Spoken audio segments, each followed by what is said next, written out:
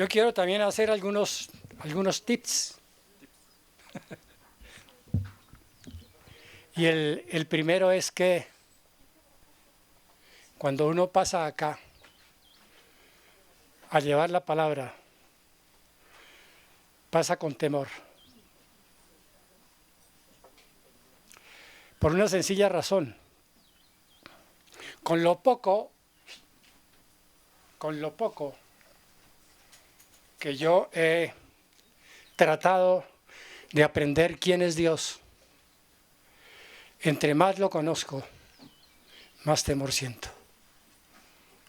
¿Por qué? Porque es una comparación entre ese Dios santo, santo, santo, y yo, como dice la palabra, que soy una basura. Aún siendo ya perdonado, restituido, cambiado, todavía uno se considera muy por debajo. Hoy cantábamos un corito, siempre me gusta moverme, cantábamos un corito que dice que yo mengüe para que Él crezca. Y yo creo que ese es el anhelo nuestro, pero en el sentido no de que el Señor Jesús pueda crecer más, porque Él es lo que es, y es Dios. Él no puede crecer ni disminuir. Dice la palabra, Él es el mismo ayer, hoy y siempre. Pero hay otro corito que también dice que no puedo yo comprender la inmensidad de Dios. Si quieren ustedes tomarlo como una cifra, no podemos creer la grandeza de Dios. Bíblicamente se determina como la majestad de Dios. La majestad es que por encima de Él no hay absolutamente nada. Yo contemplaba ayer que hizo tan buen tiempo, en el sentido de que teníamos sol, y a veces cuando tenemos frío decimos mal tiempo. No es mal tiempo. Hoy me decía un hermano, qué bendición la lluvia. ¿Qué tal sin la lluvia? Y pensaba yo, mirando el firmamento, un gran pedazo, pero casi todo, el cielo azul. Y me ponía el Señor a pensar lo grande que es el universo. El universo no lo podemos meter en nuestra cabeza, no podemos medirlo de ninguna manera. Para nosotros es infinito. Los límites del universo son, para nosotros, no tienen límites. Pero Dios es muchísimo más grande que el universo. Entonces, hermanos, lo que quiero que reflexionemos todos es que Dios no es cualquier cosa. Dios es un ser supremo, majestuoso. Es un Dios que no tiene comparación con nada ni con nadie. Es el ser supremo. Es el creador de todo lo que existe, incluyéndonos nosotros. Y nosotros somos sus criaturas. Hay una comparación en la Biblia, es como el alfarero y el barro. ¿Qué tiene que decirle el barro al alfarero? No me hagas así, dice la palabra. El alfarero hace, perdóneme la expresión, lo que le da la gana hacer con el barro.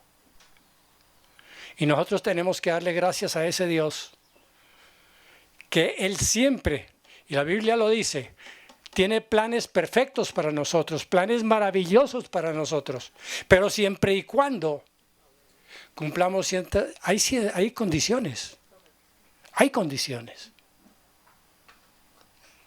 y en esas condiciones está incluida la justicia de Dios. Por eso es que Dios es justo. Si Dios no fuera justo, esto sería un caos terrible. pero terrible. Muy bien, eso era lo que quería decir. Me preguntaba hoy mi nieta, abuelo, ¿sobre qué vas a predicarle? Yo sobre la Biblia, si no lo sabía. Pero específicamente la predicación de hoy es conocer un poquito también más de Dios, pero lo que Él ha hecho en nosotros, lo que ha hecho por nosotros y en nosotros. El uso de las preposiciones en español es muy concreto. Y una cosa es por y otra cosa es en. En es dentro. Con, por ejemplo, es compañía, de gancho, ir de gancho con una persona. Eso es con, yo voy con, estoy de acuerdo con. Pero en es que Él está viviendo dentro de nosotros. Y aún siendo no redimidos, Dios vive en nosotros. Dice San Agustín de Hipona que él desde pequeño, que tuvo una vida muy tremenda, él sentía, pero no podía definir que algo habitaba en su alma. Él habla del alma y que quería descubrir la verdad. Y llegó a descubrirla. Y cuando la fue descubriendo poco a poco, se maravillaba y decía, no sé nada todavía acerca de Dios, pero se maravillaba. Bien, el tema de hoy nos habla la palabra. Y aquí quiero también decir lo siguiente, para mis hermanos. Cuando una persona se para acá, el pastor o un líder de la iglesia, a predicar la palabra de Dios, no es la palabra de él, es la palabra de Dios. Sabemos que sí hay muchísimos que se predican a sí mismos, pero eso no es el mandato de Dios. El mandato de Dios es que seamos nosotros voceros de Él, que nosotros seamos los que le damos la palabra a las personas, pero la palabra no mía, sino la palabra de Él. Y no tenemos que salirnos de la palabra. Y hoy vamos a hablar de la incapacidad que nosotros como seres humanos, como criaturas, tenemos para poder ir a Dios, para seguir a Dios. El Señor Jesucristo predicó acerca de lo que cuesta seguir a Cristo. No es cualquier cosa. Nos cuesta absolutamente todo. No un pedacito. Ni algo muy abundante, pero que nos falte algo, no. Es absolutamente todo. Y quiero recordar lo siguiente. El Señor Jesucristo en alguna ocasión pasó en el lago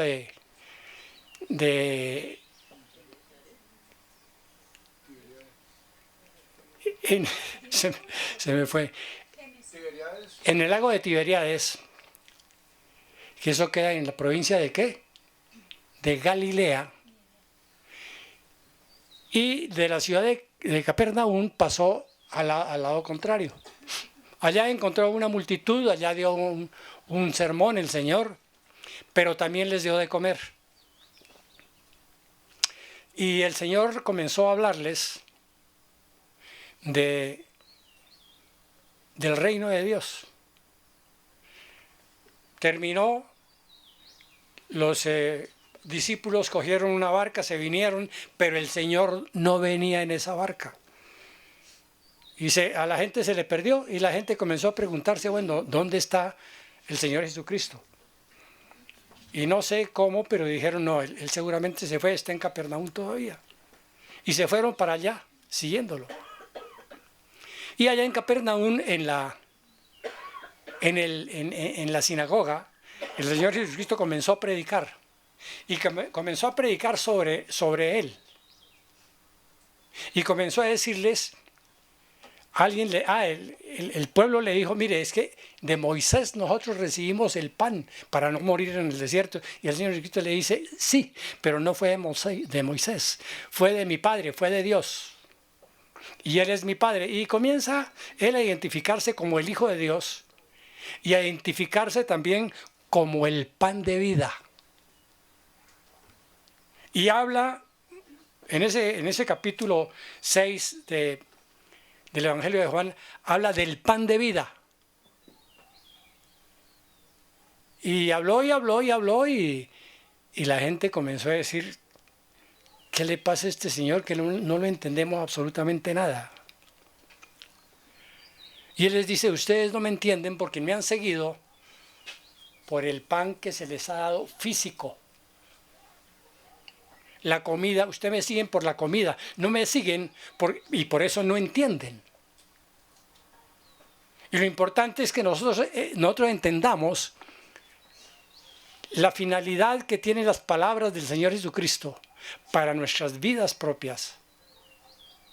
Con qué antecedentes habla Él de cómo estamos nosotros y cómo quiere trasladarnos del reino de las tinieblas al reino de la luz. Y entonces algunos comienzan a preguntarse, pero ¿qué es lo que está hablando? No le entendemos. Y el Señor Jesucristo, pues sabía, les dijo, no me entienden. Cuando les hablo la verdad, porque ellos buscaban la verdad, pero no encontraban la verdad porque no entendían y no querían entender que el Señor Jesucristo era el Hijo de Dios, el enviado para la salvación nuestra. El Señor les dice, mire, si ustedes no me reciben, siendo yo el Hijo de Dios y el mismo Dios, ustedes no están en nada. Prácticamente esas son las palabras del Señor. Y les quiero leer desde el siguiente, dice, muchos discípulos abandonan a Jesús. De todos esos que siguieron, dice, no dice pocos, la palabra, yo la vi en diferentes Biblias, y entonces dice muchos, no dice pocos. Y dice, muchos de sus discípulos decían, esto es muy difícil de entender, ¿cómo puede alguien aceptarlo? Jesús estaba consciente de que sus discípulos se quejaban, así que les dijo, ¿acaso esto los ofende? Cuando Él comenzó a predicar quién era, eso les ofendió. No lo aceptaron. Eso no es posible. Este es el hijo de un carpintero. ¿Qué va a ser el Hijo de Dios? Este es un hombre cualquiera. Y peor que nosotros, dirían los principales de la sinagoga. Este es el hijo del carpintero, y así se refiere. Dice, ¿qué pensarán entonces si ven al Hijo del Hombre ascender al cielo otra vez? Solo el Espíritu da vida eterna.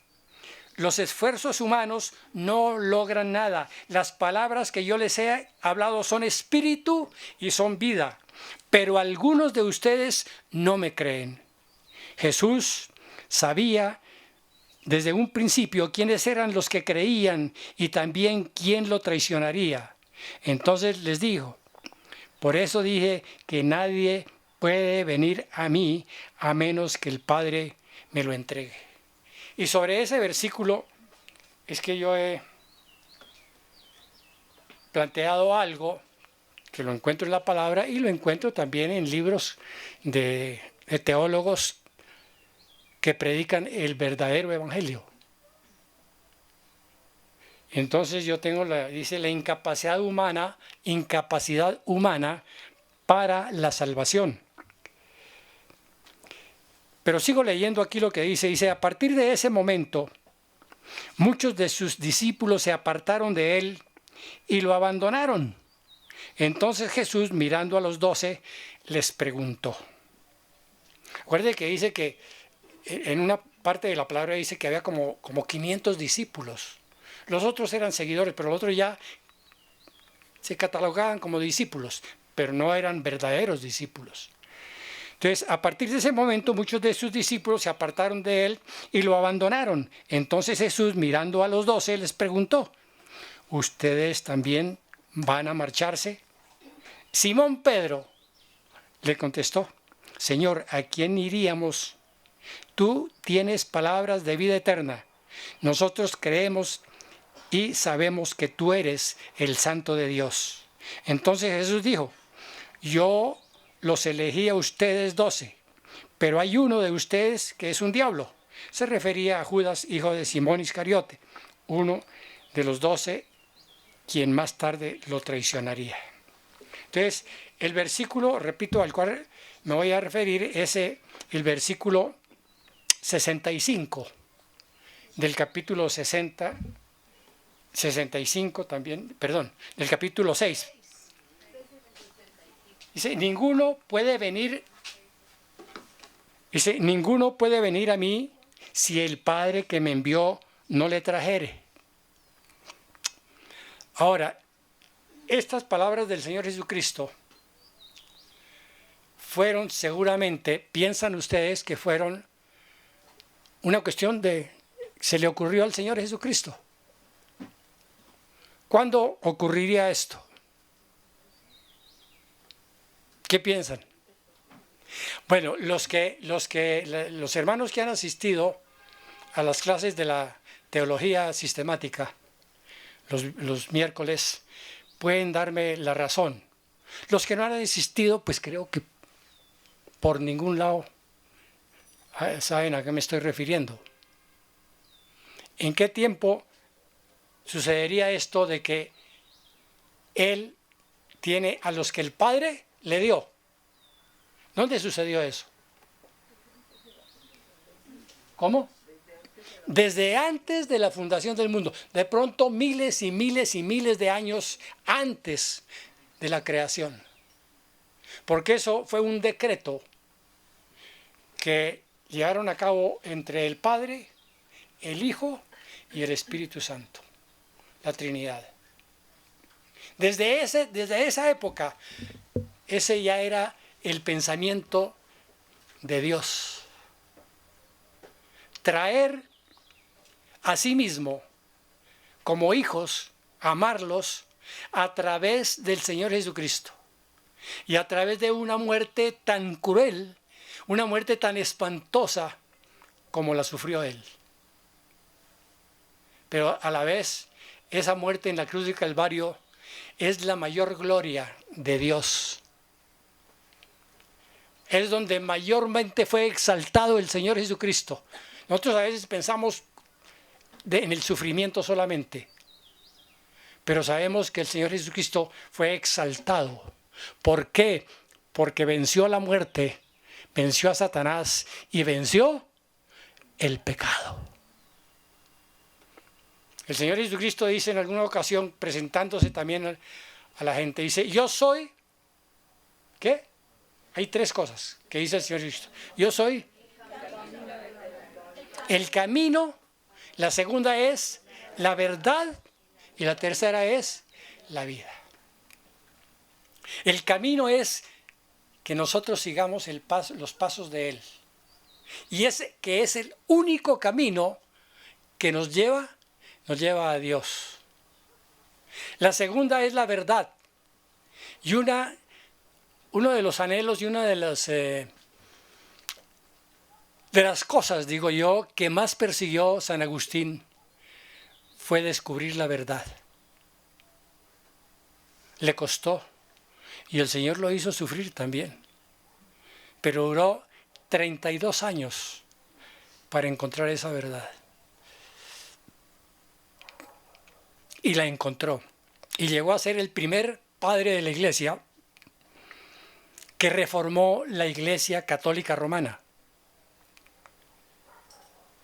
Y hoy tenemos ese legado, gracias a Dios, por este hombre. Muy bien, ahora vamos a ver qué implica el venir a Cristo. ¿Qué piensan ustedes que implica el venir a Cristo? En primer lugar, implica el verdadero arrepentimiento. En segundo lugar, implica que nosotros nos rebajemos. Escúchenme bien, hermanos. En segundo lugar, implica que nosotros nos rebajemos a la condición humana de Cristo. ¿En qué sentido? En que el Señor Jesucristo, siendo Dios, se despojó de toda su gloria y vino a mostrarse como un ser humano en una humillación completa.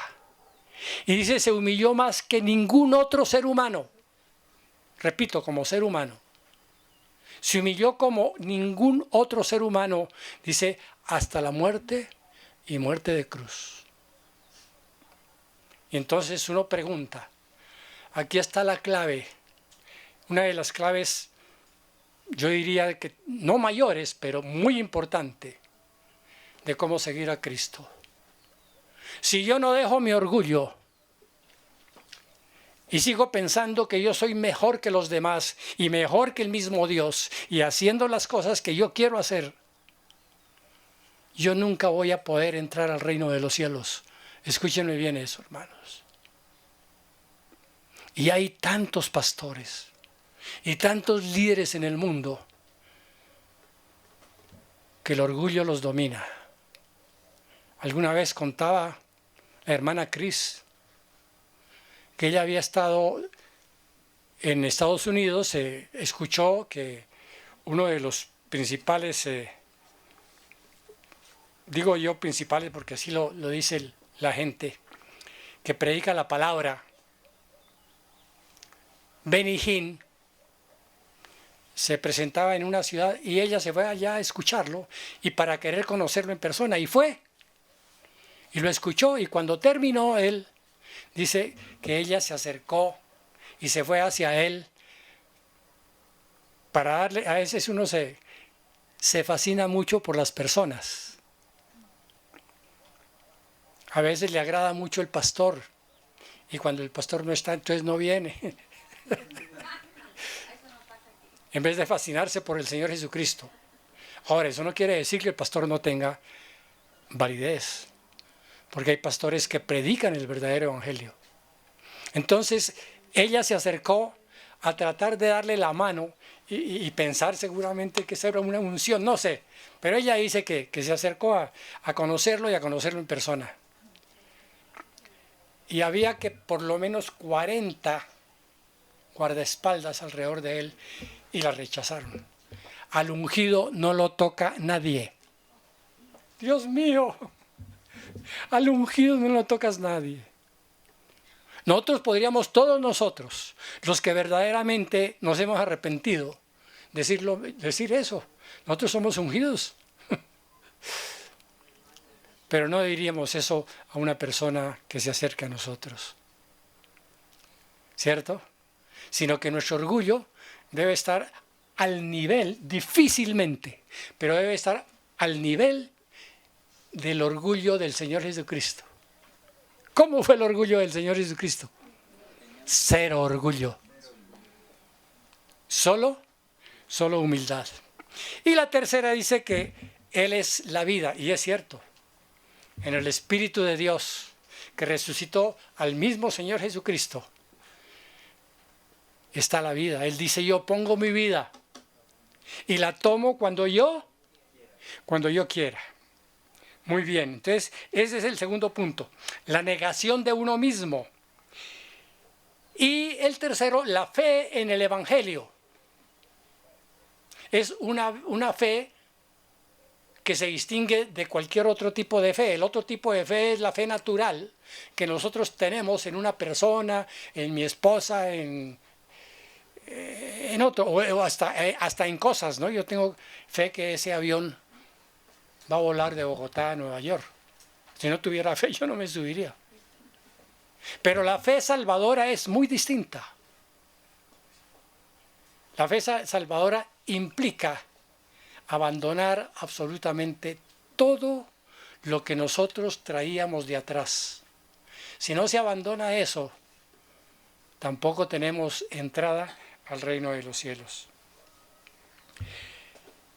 Entonces, la fe en el Evangelio, es decir, la fe en la obra que el Señor Jesucristo hizo o llevó a cabo en la cruz del Calvario. Debemos creer también en la verdad, porque Él es la verdad, como ya lo decía. La sumisión de todo nuestro ser a los mandamientos del Evangelio, es decir, a la doctrina. Y eso es lo que estamos aprendiendo los miércoles. Y por eso perdónenme, pero por eso no hay tanta gente que asiste a las iglesias despistadas de quién es Dios. Pero yo le puedo preguntar, por ejemplo, a Margot, si ella ha aprendido algo en esta escuela del conocimiento de Dios, ¿sí? La teología sistemática. ¿Sí ha aprendido algo? ¿Y se ha acercado más a Dios realmente? Y con temblor y temor. Pero mire, personas así, el Señor es bueno, definitivamente el Señor es bueno. Ustedes saben lo que le pasó al niño de Margot. Y el Señor lo sanó. Yo sé que muchos de nosotros estuvimos orando y el Señor lo sanó.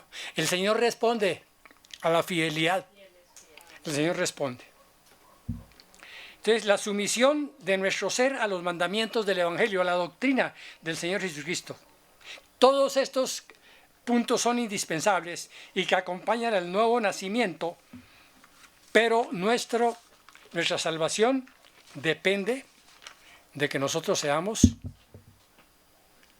¿qué? Leales, ¿no? Leales a Dios. Venir a Cristo es la manera esencial para la salvación de todo verdadero creyente. Todo aquel que rehúsa, es decir, que rechaza este concepto del venir a Cristo, es una persona que no tiene nada que ver con el deseo de Dios. ¿Cuál es el deseo de Dios? Que nadie se pierda. Pero la gran mayoría de la gente no desea el deseo de Dios. No desea el deseo de Dios, sino que desea su propio deseo y lo cumple. Entonces, hoy está lloviznando. No voy a la iglesia.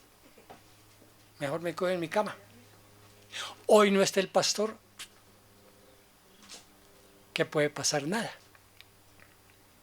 Esa es la manera como nosotros. Dice, este maravilloso llamamiento del venir a Cristo, haga lo que usted haga, aún asistiendo a la iglesia. Haga lo que usted haga, piense lo que usted piense, no le sirve absolutamente para nada. Es decir, fuera de que piense que el único Salvador es el Señor Jesucristo. No le sirve, humanamente no le sirve absolutamente para nada. Dice la palabra en Hechos 8:23, dice, hielo de amargura y en prisión de maldad están los que no creen. Repito, hielo de amargura y en prisión de verdad. Hechos 8:23. En otra traducción de la Biblia, en la palabra de Dios para todos, la traduce de esta manera. Dice, veo que estás lleno de amargura y de envidia. Vives atado por el pecado. Dice esa traducción. Venir a Cristo es el principio de la regeneración. El Señor nos creó a nosotros de una manera especial. Y nos creó tan especial que cuando nos creó, ¿qué dijo?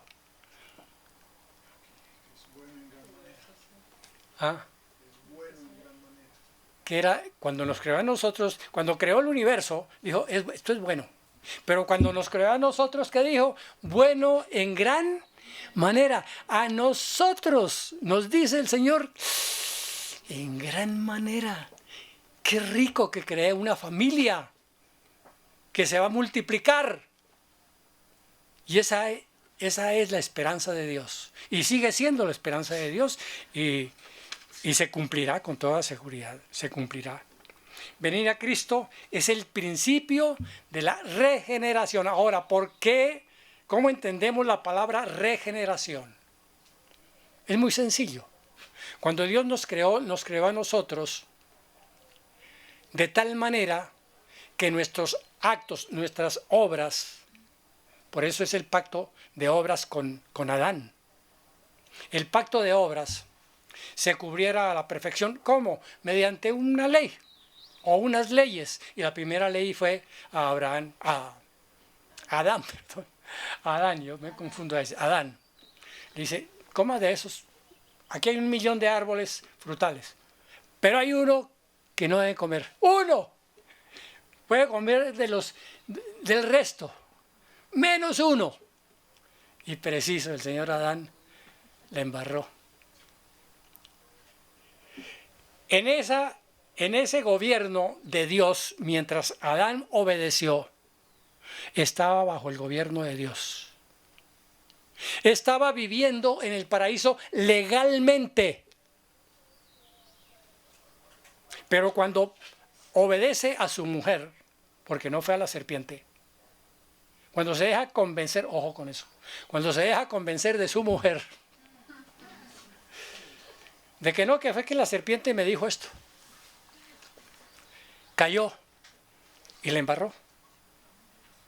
¿Por qué? Porque él le había dado a Adán vida eterna.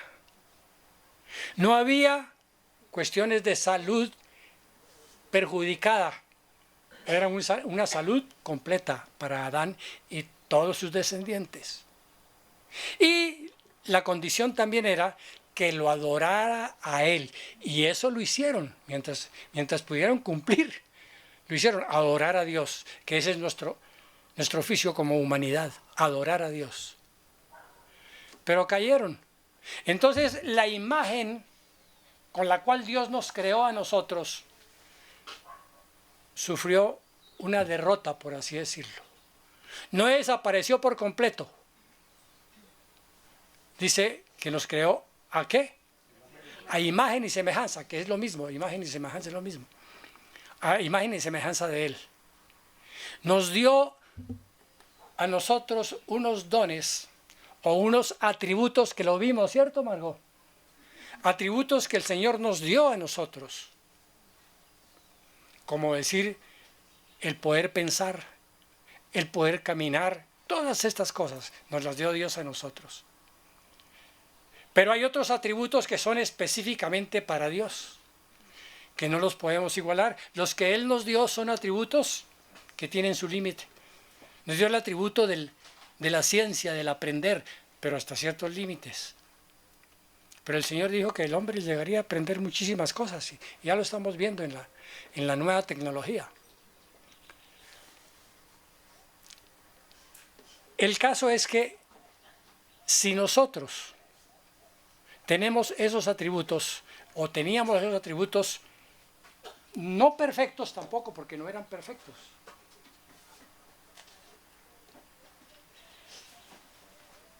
Con la caída, esos atributos se dañaron, pero no fueron quitados del todo. Recuerde que la palabra dice que si un hijo le pide al padre un pan y el padre en vez de darle pan le da una serpiente, dice que eso no sucede. En forma general no sucede. El papá se va a preocupar por la comida de sus hijos. Eso es lo natural. Entonces no hemos perdido nosotros. ¿Por qué? La conciencia nuestra. Ustedes están escuchando los domingos aquí todos los atributos de Dios de parte de la palabra que está predicando el pastor, los atributos de Dios. Pero esos atributos fueron opacados por la caída. Y esos atributos, en una sola palabra, es lo que en nosotros va formando, eso lo dice San Agustín, en nosotros va formando lo que es nuestra conciencia. Esa conciencia que está en el cerebro. Entonces la conciencia a nosotros nos dice cómo estamos con Dios. Si hemos sido regenerados, ¿O es aparentemente delante de la gente que decimos somos regenerados, somos religiosos? O somos religiosos o somos hijos de Dios. No hay más. No hay intermedios entre el blanco y el negro. No hay grises. O realmente somos hijos de Dios o simplemente somos buenos asistentes a la iglesia. Ahí está el gran dilema de la humanidad. Nosotros venimos al Señor Jesucristo o vamos a Cristo a través de estos 4 o 3 puntos que les di.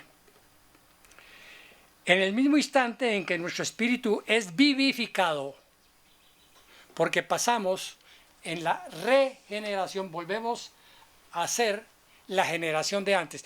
Cuando pasamos del reino de Dios al reino de las tinieblas, que es el reino de Satanás, por haberle obedecido a la serpiente, entonces ya nos convertimos también en ilegales. Por no decirlo de otra manera, fascinerosos, corrompidos, podridos espiritualmente y podridos en nuestro cuerpo también. Porque dice que nuestros miembros que conforman nuestro cuerpo están dedicados en el reino de Satanás a hacer el mal, no a hacer el bien. No somos inclinados a hacer el bien. Cuando Adán y Eva estaban bajo el reino de Dios, todas las cosas eran bien. Hablaban todos los días con Dios. Pero el pecado que hizo, ¿qué dice la teología? ¿No es qué? Nos alejó de Dios. Nos alejó de Dios. Y por más que usted, sin la regeneración, por más de que usted ore, por más de que usted dé plata para la iglesia, por más de que usted haga lo que haga, como decía antes, usted no tiene abiertas las puertas del cielo. Si su vida sigue igual que cuando estaba en el reino de las tinieblas, pues no es aceptado por Dios, porque Dios es un Dios santo, santo, santo. Y Dios lo sabe, porque Él conoce todo.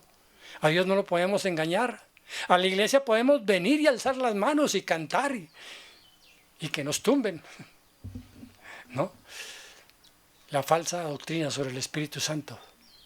Pero eso no es ser un verdadero cristiano.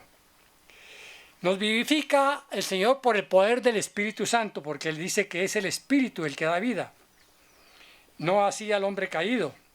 En ese momento son abiertos nuestros ojos espirituales.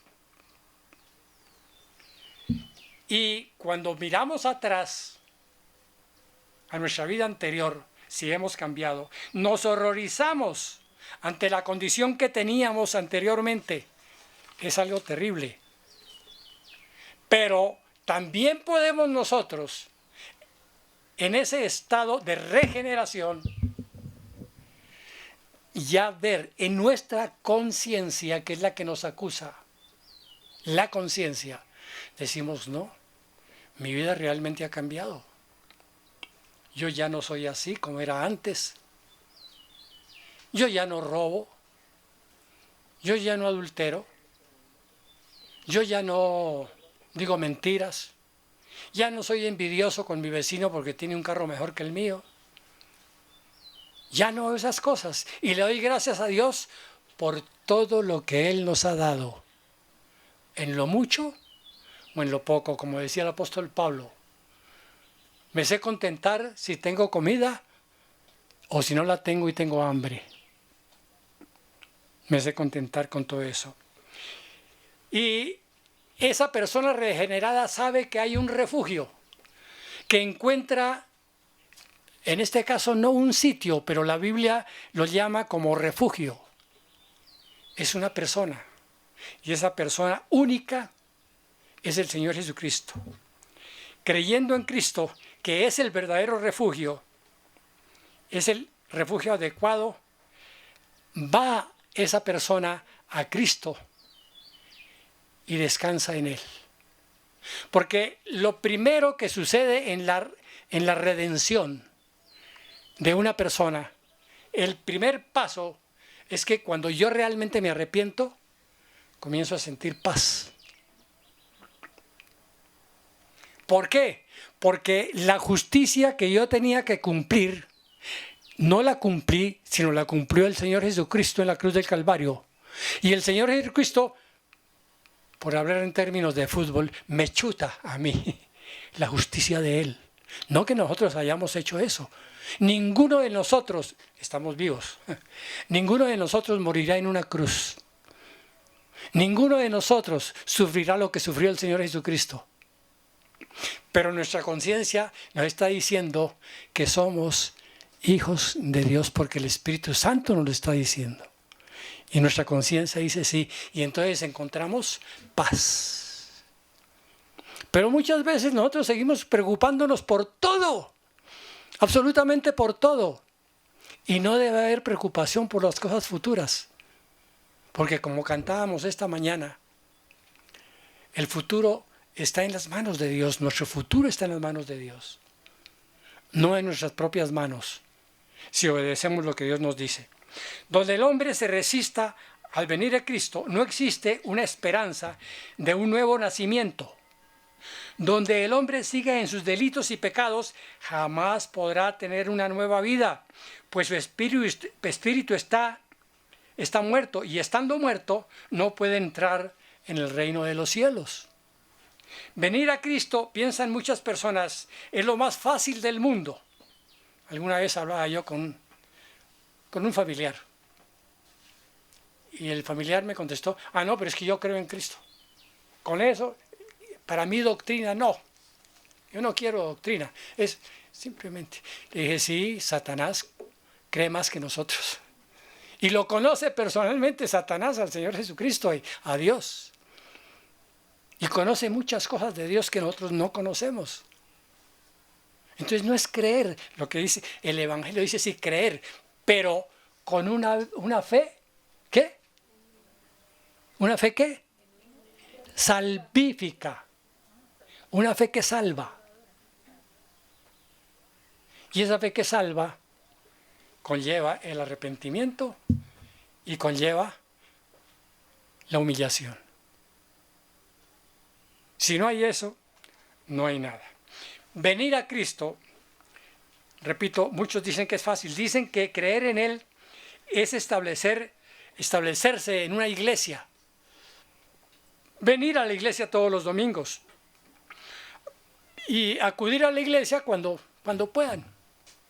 Cuando no tengan paseo, cuando no tengan un día así un poquito lluvioso, cuando tenga su hijo un partido de fútbol, cuando les importa más eso. Pero cuando vienen a la iglesia dicen, Señor, te amo más que a mi vida. Y yo he sufrido eso, yo sufrí eso. Te amo más que a mi vida. Y había un partido de fútbol y hoy juega la Selección Colombia, no voy a la reunión. Y eso no es así.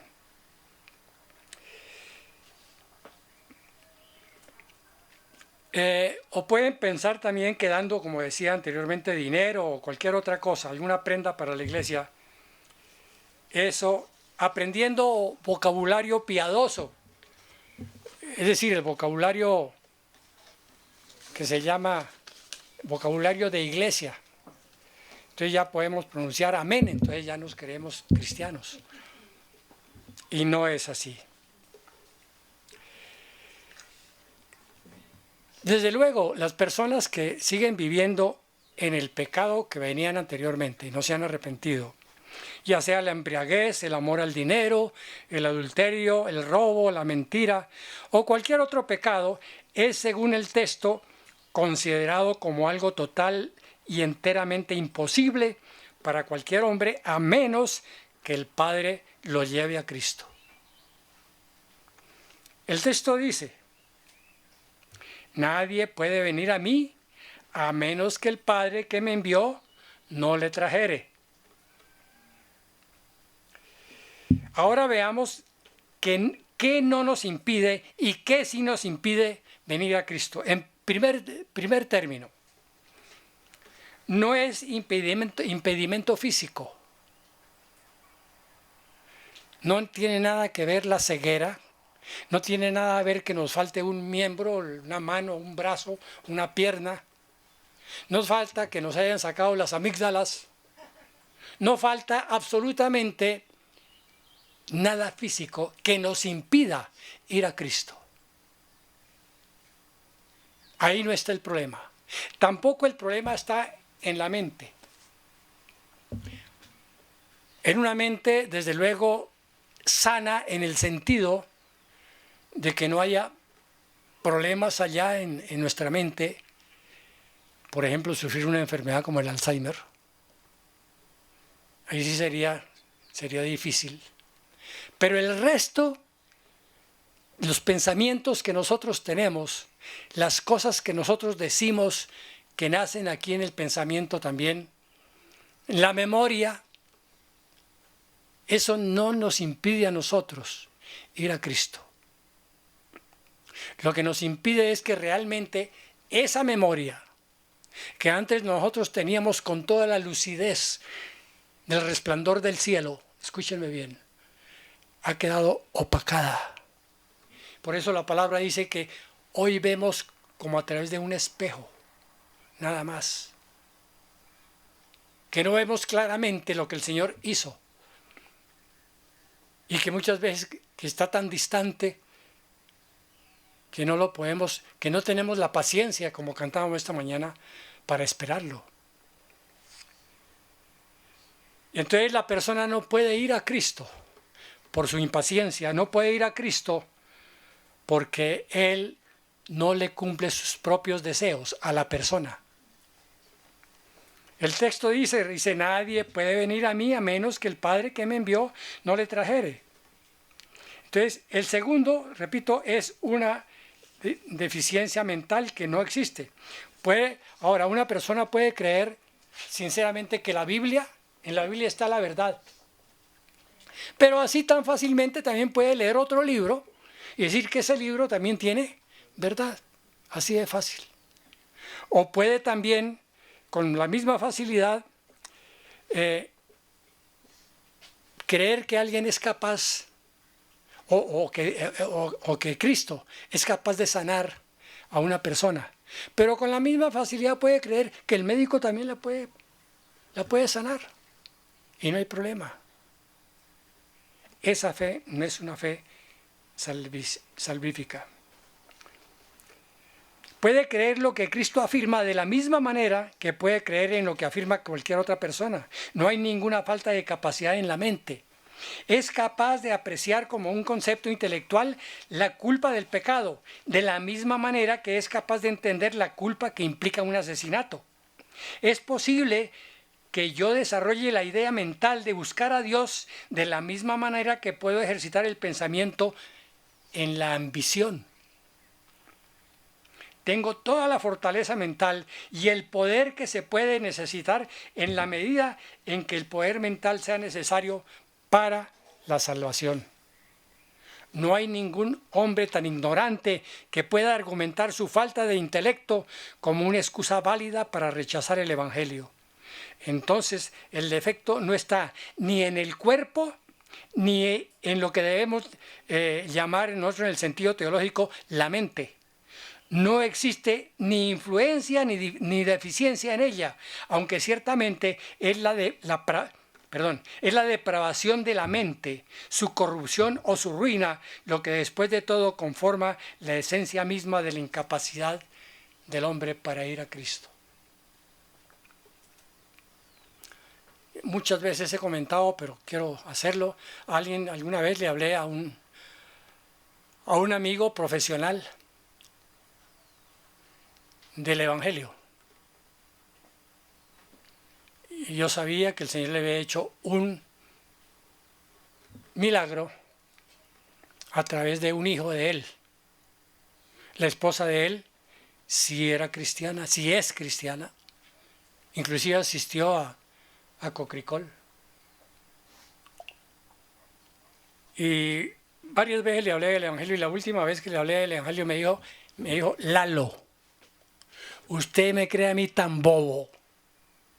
Fue otra palabra me dijo. Usted me cree a mí tan bobo de dejar mi tejo por el Evangelio. Un hombre intelectual, un hombre con título universitario. ¿Cómo pensamos muchas veces en las cosas? Cambiar un juego de tejo por el Evangelio, a mí se me hizo el colmo. Y la verdad que casi me dan ganas de llorar. La incapacidad del hombre reside en lo profundo de su naturaleza. Que lo tenemos. Y para no alargarnos tanto, pues nos falta más o menos la mitad. Miren esta comparación. Todo ser viviente, todo animal,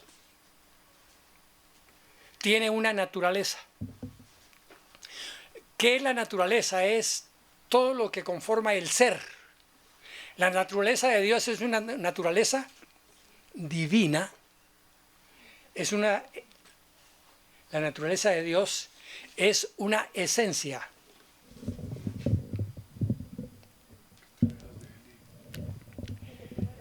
Una esencia. No es un cuerpo como el nuestro. No es de cemento, no es como un árbol, no. Es una esencia especial y a eso se le dice, esa es la naturaleza de Dios. Los animales también, cada uno de nosotros tenemos una naturaleza. Y por ejemplo, la esencia de una vaca en su alimento, ¿cuál es la esencia? ¿Qué come la vaca? Pasto. ¿Cierto? Y sería supremamente ilógico, o es ilógico, no sería, es ilógico para nosotros obligar a una vaca a que coma carroña, que coma animales muertos. ¿Hará eso la vaca? No. La carroña es para la naturaleza de las hienas. Entonces una hiena se complace en comer carroña. Y a la hiena no la podemos obligar a que coma pasto. Tiene una naturaleza distinta. Y nosotros también tenemos una naturaleza que nos inclina al pecado, a comer carroña. Y hay otra naturaleza que es adorar a Dios. ¿Cuál de las dos escogemos? Y pensemos más dentro de nuestro corazón. Claro que comienza por acá, ¿no? Pero tiene que bajar a todo nuestro ser. La palabra dice que debe entrar hasta los tuétanos de los huesos nuestros para que podamos comprender. Si somos nosotros la naturaleza que Dios quiere, la adoración que Él quiere, como Él la quiere, no como la que hizo Caín,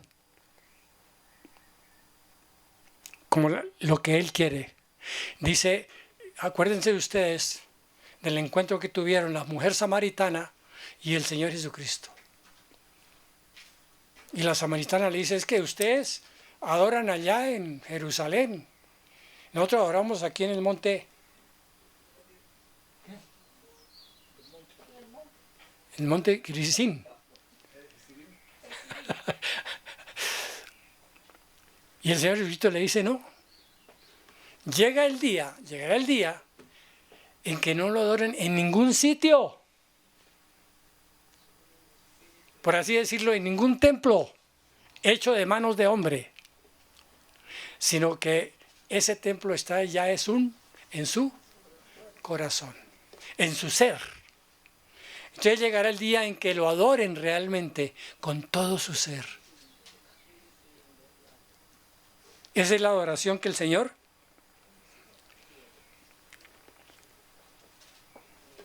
Entonces, la incapacidad del hombre reside en lo profundo de su naturaleza, como consecuencia de la caída. Y desde luego, también como consecuencia de nuestro propio pecado. Muy bien. Esa caída a nosotros como seres humanos nos ha vuelto en seres depravados, en seres degradados, en seres corruptos. Y así nosotros no podemos jamás estar de la mano del Señor. No podemos cogernos de la mano del Señor. Aun cuando lo quisiéramos, que tampoco lo podemos hacer. Fíjense que el texto dice, no quieren venir a mí. Pero también en otro texto, ahí cerquita, el Señor dice es que no pueden. Si quisieran venir a mí, que no quieren, tampoco pueden. ¿Y por qué no pueden? ¿Qué dice Efesios 2:1? Alguien que me lea Efesios 2:1.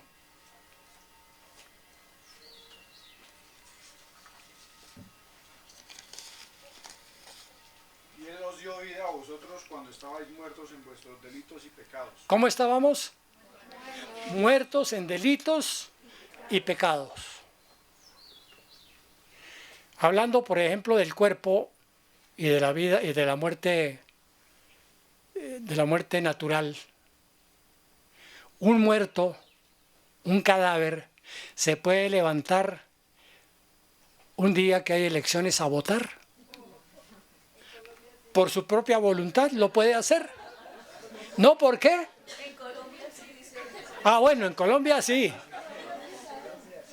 En Colombia sí se levantan los espíritus de los hombres corrompidos para hacer resucitar a los muertos, resucitar a los cadáveres. Pero hablando en serio, ningún hombre, ninguno, ha vuelto a la vida terrenal, excepto el Señor Jesucristo.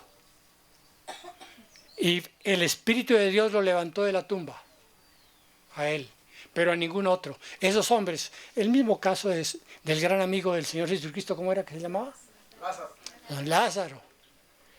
Dice que él sufría un problema estomacal serio y que murió por eso, pero el Señor Jesucristo lo resucitó y le dio 15 años más de vida, pero murió de lo mismo. Eso dicen los historiadores de la época. Muy bien. Dice esas palabras del Señor Jesucristo. Dice también, y no quieren venir a mí para que tengan vida. Está en Juan 5:40. Y mientras ese no queréis permanezca en la Biblia, nunca podremos ser convencidos de creer en ninguna otra doctrina. De la libertad, de la voluntad del hombre para poder salvarse. Es sorprendentemente cómo la gente habla de cosas que no entienden absolutamente nada. ¿Y por qué no entienden nada? Repito, porque no saben nada de doctrina. Pregúntele usted a una persona, inclusive evangélica. Ahora ahí, por celulares, yo veo listas donde dicen 50 preguntas sobre la Biblia. A ver cuántas contesta. Y pasaron, en una de esas, pasaron a un líder de música. Y de 15 preguntas contestó una bien. Un líder de música. Bueno, entonces es sorprendente que la gente habla de cosas que no entiende absolutamente nada. Alguien dice, yo creo que los hombres pueden ser salvos si quisieran. Pero esto no es para nada la pregunta. La pregunta es, ¿tienen los hombres la inclinación natural y pueden someterse a las humillantes condiciones del Evangelio? No, porque yo tengo que jugar tejo. Yo no me quiero humillar, porque así como el Evangelio es la salvación para nosotros, el Evangelio es la mayor humillación para nosotros. ¿Por qué? Porque debemos ser humildes como Él, como el Señor Jesucristo lo fue. Bien. También el entendimiento está entenebrecido, así como la conciencia. Las Sagradas Escrituras afirman que el entendimiento del hombre está de tal manera entenebrecido que no puede entender las cosas de Dios de ninguna manera hasta que su entendimiento sea iluminado. El hombre caído es ciego por naturaleza. La crucifixión de Cristo nada le atrae porque está ciego espiritualmente y no puede ver la maravillosa obra que Cristo realizó en la cruz de Calvario. Hay algunas religiones que celebran la Semana Santa. Y entonces en esa semana,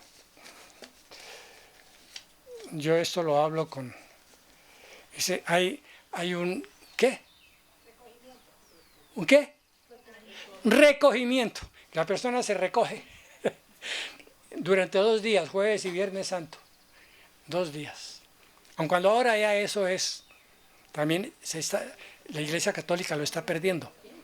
Y ahora son conciertos de rock, hablando de Satanás, en plena Semana Santa. Pero no sé, es decir, al hablar de Semana Santa, como que nosotros ahí sí nos elevamos al cielo, ¿no? Pero eso no es así. Eso no es así. El versículo de 1 Corintios 2:14.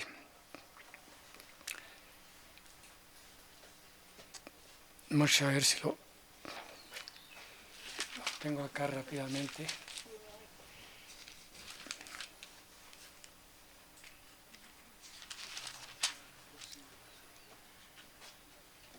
Dice así.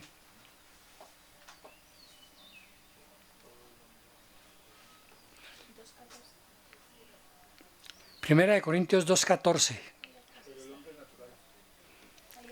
El hombre natural no percibe las cosas que son del Espíritu de Dios porque para él son locura y no las puede entender porque se han de discernir espiritualmente. Bien.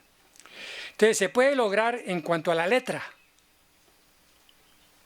Y muchas personas saben la letra. Y a veces la saben de memoria. Alguna vez fui invitado a una iglesia, la iglesia más grande de Yopal, cuando estaba allá, que un sábado venía un joven de unos 18 años y nos iba a enseñar cómo aprender la Biblia. Y estuvimos allá. Y el joven cogió todo Proverbios, todo el libro de Proverbios, cantando en el ritmo del llano, cantando Proverbios. Duró casi 2 horas, más de 2 horas, cantando de memoria. Pero según lo que hablaba yo con otra gente, este muchacho va por todos lados cantando eso, pero su vida no ha cambiado. Entonces, no es la letra. La palabra dice, la letra finalmente mata. Y lo puede a uno hasta volver loco. Lo que realmente es que nosotros debemos tener el Espíritu de Dios para poder entender la palabra espiritualmente. Entonces dice, se puede lograr en cuanto a la letra, pero en su espíritu y en una real aceptación que penetre hasta lo más profundo de su alma, no puede haberlo logrado a menos que haya sido traído por el Espíritu de Dios. Podría hablar también de los afectos. Los afectos se refiere al amor, ¿no? A los afectos depravados, de la conciencia en ruinas, afectados también por la caída. El hombre tal como es, antes de recibir la gracia de Dios, ama cualquier cosa más que las cosas espirituales. Se habla, por ejemplo, de las costumbres. Cada uno de nosotros, cada pueblo, y a veces cada familia, y en la familia a veces cada miembro de la familia, tiene costumbres diferentes. Si una persona en la familia, un hombre, desde niño, que día yo lo veía por televisión, un padre dándole a un niño de 5 años a probar qué era un trago. Y escúchenme también esto. Aquí en Sogamoso vimos un caso tremendo. Un hombre intelectual, él, muy querido en la ciudad de Sogamoso, en un hijo, y cuando el hijo llegó a los, creo que 13 años, lo llevó a un prostíbulo para enseñarle cómo era tratar con una mujer en el sentido de la sexualidad. Pues el hijo le quedó gustando y se acostumbró a ello. Y fue rebelde con el padre y con la familia. Y después se fue para otro sitio, porque ahí lo molestaban, claro. Papá y la mamá lo molestaban. Y se fue para un pueblo, una ciudad. Y allá un día lo encontraron, un poquito lejos de la ciudad, abajo de la ciudad, muerto en un río, lo habían matado, por razón de la enseñanza y de la costumbre que el padre le enseñó. Uno se acostumbra a ciertas cosas y esa costumbre es lo que realmente nos mata. Y la persona generalmente dice, es que yo soy así y yo no tengo cómo cambiar. Y eso es mentira, porque entonces todo el mundo se perdería. No habría ninguna religión, sino haga lo que le dé la gana. Pero la verdadera religión, la religión del Señor Jesucristo, por así decirlo, la escritura del Señor Jesucristo nos dice cómo vivir. De tal manera que esos afectos depravados llevan a las personas por costumbre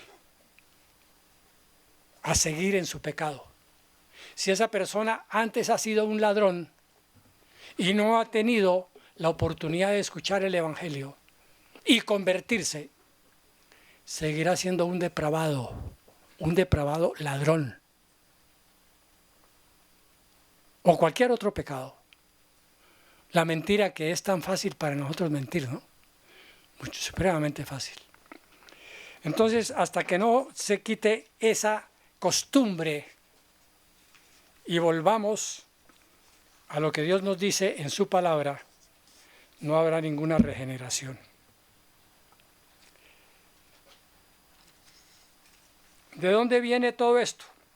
Dice, la única fuente de dónde viene está en la corrupción de todo nuestro ser. Y en la corrupción precisamente de los afectos. ¿Cómo es posible? Otro caso de la vida real, que en Puerto Boyacá, un compañero de trabajo del SENA, lo enviaron para Puerto Boyacá a dirigir allá el centro del SENA en Puerto Boyacá. Y había 2 perros muy viejos ya y que no podían casi ni caminar. Y entonces este amigo llamó a un muchacho y él sabía que ese muchacho de 17 años era parte de la guerrilla. Pero allá caminaban como Pedro por su casa, como sucede en el Cauca.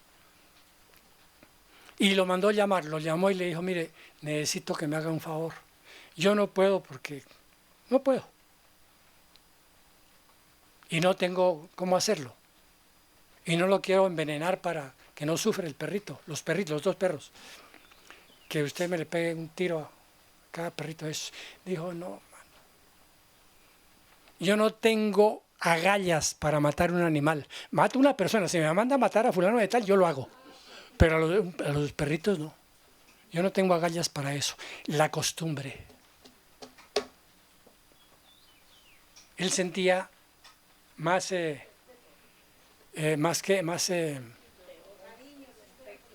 cariño por el perro, más respeto y más todo lo que pueda ser bueno por un perro que por un ser humano, porque él estaba acostumbrado a matar gente. Entonces, hermanos, termino, faltan muchas otras cosas, pero termino acá. Y la conclusión es esta. Por nuestra propia cuenta, por nuestra propia voluntad, nunca iremos a Cristo. Todos nosotros hemos sido traídos por el Padre. Y si Él nos ha traído, sabemos cuál es la conclusión. Ahora, esta es la siguiente. En un versículo dice, Jehová se manifestó a mí hace ya mucho tiempo diciendo. Por favor, escuchen esto y métanlo en lo más profundo de su corazón. Este versículo es la verdad de Dios, no es la verdad de un predicador, es la verdad de Dios. La repito, Jehová se manifestó a mí hace ya tiempo diciendo.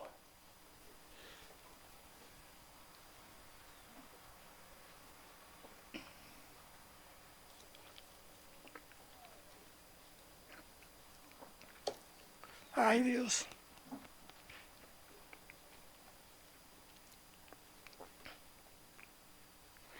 Con amor eterno te he amado. Por tanto, te prolongué mi misericordia.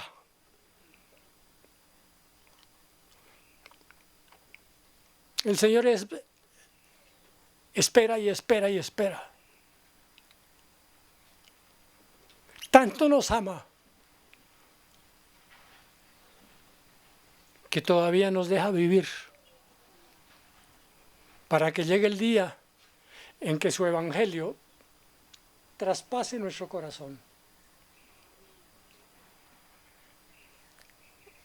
Repito, Jehová se manifestó a mí hace ya mucho tiempo, diciendo, con amor eterno te he amado. Por tanto, te prolongué mi misericordia. Uno de los atributos de Dios. En la medida en que Él nos ha traído, tenemos la prueba de que Él nos ha amado desde antes de la fundación del mundo. Entonces, hermanos, ¿qué nos queda a nosotros? Gocémonos en el Señor todos. Todos nosotros, los que realmente hemos venido a Cristo, que hemos sido elegidos en eterno llamamiento, en una eterna elección que ha hecho el Dios Todopoderoso. Él hizo una elección de nosotros entre toda la humanidad, entre todos los hombres del mundo. Seremos guardados por el mismo poder de Dios, seremos sostenidos por el poder de Dios, por medio de la fe, para salvación de nuestras almas. Toda la iglesia, toda la gloria que la iglesia debe rendir sea para Él y solo para Él. Bendito Padre Celestial, te damos gracias por tu amor eterno, por esa gracia que no nos cuesta absolutamente nada, Señor. Tú nos has dado ese don precioso de la gracia. Nos has reconciliado consigo mismo, Señor, sin tener nosotros mérito ninguno. Lo que meritábamos nosotros era el infierno. Lo que meritábamos nosotros era ser colgados de una cruz, como pasó con tu Hijo, el Señor Jesucristo. Pagó por nuestros pecados. Y Señor, nos ha dado absolutamente todos los medios para sostenernos, no por nuestra voluntad, Señor, sino por voluntad tuya. Y tú nos ayudas a través de tu Santo Espíritu a preservarnos, Señor, aún en la recta final, cuando el Señor aparezca o cuando nosotros compareceremos ante el tribunal de Cristo, para que seamos responsables de nuestras obras. Si nuestra vida ha tenido cambio, Dios, o si no la ha tenido también. Porque tanto tu amor, Señor, tu misericordia infinita y todas tus bondades, Señor, que nos has dado, aparecerán también para los justos, pero para los injustos y los idólatras habrá castigo eterno. Gracias, Señor, por ese amor inmenso. En el nombre precioso de tu amado Hijo, el Señor Jesucristo. Amén.